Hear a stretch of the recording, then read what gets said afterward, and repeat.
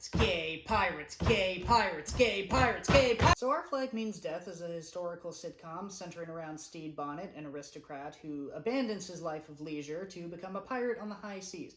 He finds himself a ship, gets himself a crew, and everything seems to be going terribly because he does not know how to be a pirate. All that changes when they meet up with Ed, who is quite a big deal in the pirate community. Is that Blackbeard? Hmm? No, I'm Blackbeard.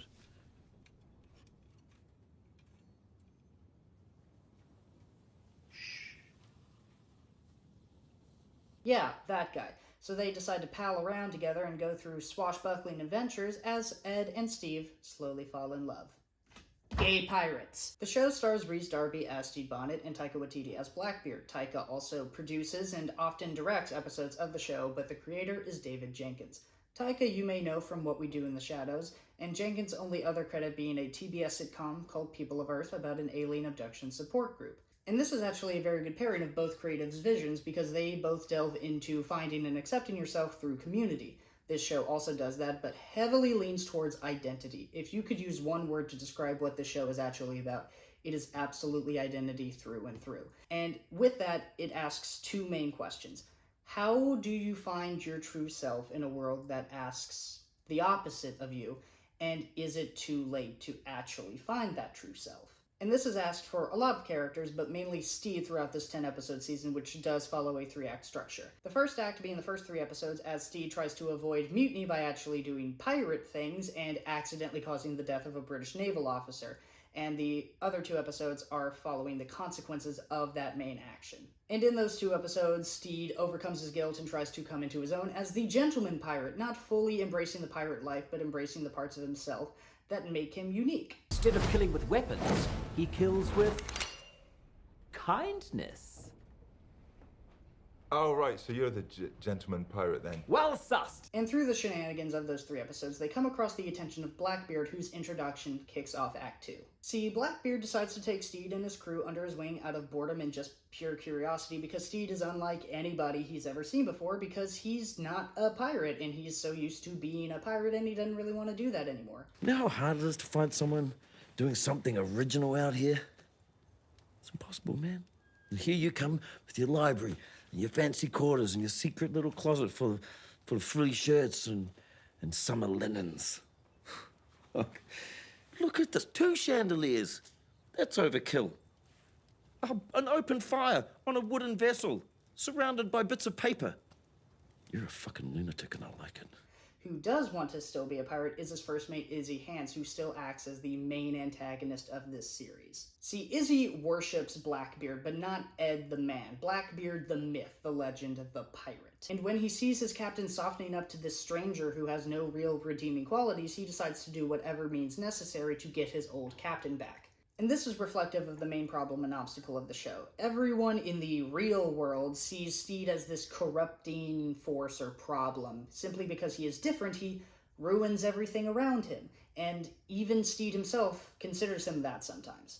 But Stede kind of pushes that to the side when he hangs out with Ed, because they go on actual adventures together. They infiltrate an aristocratic party and learn about passive aggression. Blackbeard teaches Stede the art of fuckery. They go on a day trip searching for buried treasure and oranges. And Act 2 culminates when Blackbeard's ex, Calico Jack, comes in and starts bringing the old Blackbeard back, a real rough and rowdy pirate who doesn't care about anybody but himself. Blackbeard, of course, learns his lesson, but it's revealed that Calico Jack was sent by Izzy to draw him away from the ship as Stede is arrested by the British Navy and the brother of the officer he killed in episode 1. And so we kick off Act 3. Blackbeard saves Stede through a legal loophole that sends them into the British Navy, but they decide to run away together after finally realizing their feelings for each other in a very beautiful scene. So I reckon what makes Ed happy is you.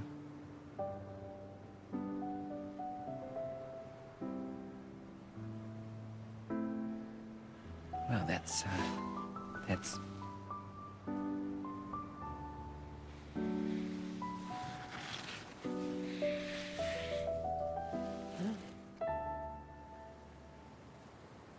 You make Stede happy. Isn't love just lovely? I love it so much. Unfortunately, not everyone feels that way, as the officer who tried to kill them before corners Steed in the middle of the night and really lets him have it. Stede Bonnet is not a human. Just breathe. You're a monster. A plague. You defile beautiful things, my dear brother. Your own family. You've managed to bring history's greatest pirate to ruin. And here you are, unscathed. God's perfect little rich boy. I think you're right. In fact, I completely agree. You don't fool me. The Stede Bonnet reign of terror ends tonight.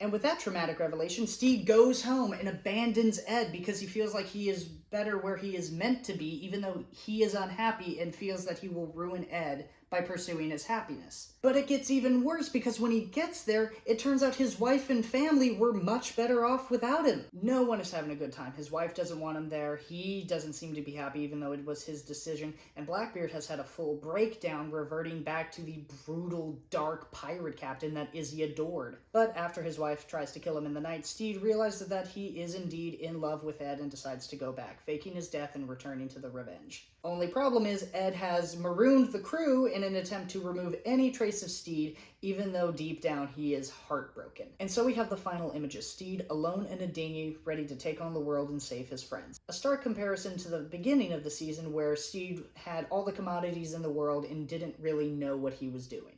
And so that season ends, and we have some very lingering questions because it's not a good situation to be in. One, how is the crew going to take back the ship from Blackbeard and Izzy? How is Ed going to react to Steed returning after things left off? And how are Steed and Ed going to make it work and possibly reconcile? Guess we'll only ever know in season 2 of The Gay Pirate Show. Gay pirates, gay pirates, gay pirates, gay pirates, gay pirates.